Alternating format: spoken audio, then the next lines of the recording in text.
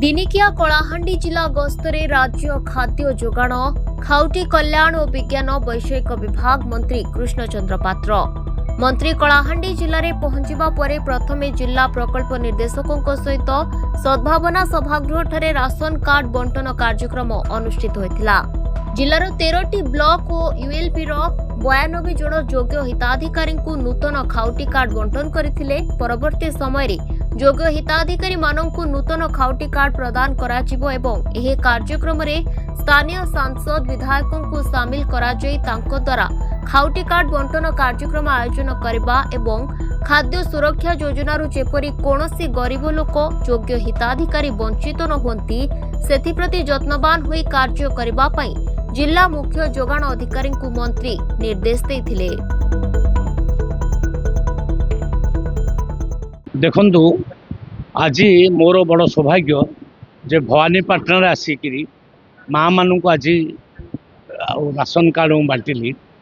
यहाँ माननीय मुख्यमंत्री श्री मोहन चरण माझी 6 लाख कार्ड सैंक्शन कर राशन कार्ड। तो गरीब लोक मानक अबिका राशन कार्ड बंटा बर्तमान सबू ब्लॉक रे सबू गाँव में बंटा माननीय एमपी महोदया माननीय विधायक महोदय बांटे एरिया रे समस्ते गरीब लोक एथरिक राशन कार्ड पाइबे।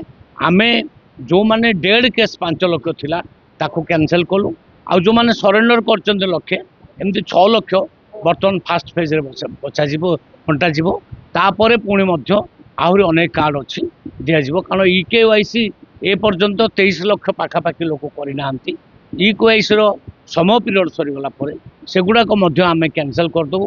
कैंसिल करदेकी जहाँ बड़का से गरीब लोक मान सब दिज्व।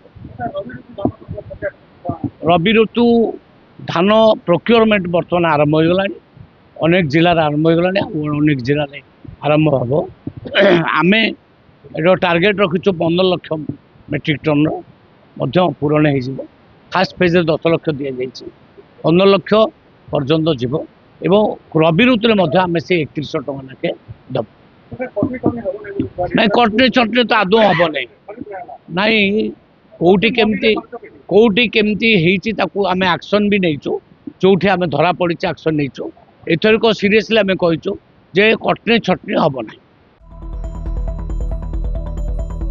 कलाहांडीरू मनमोहन प्रधान को रिपोर्ट दिनलिपि लाइव।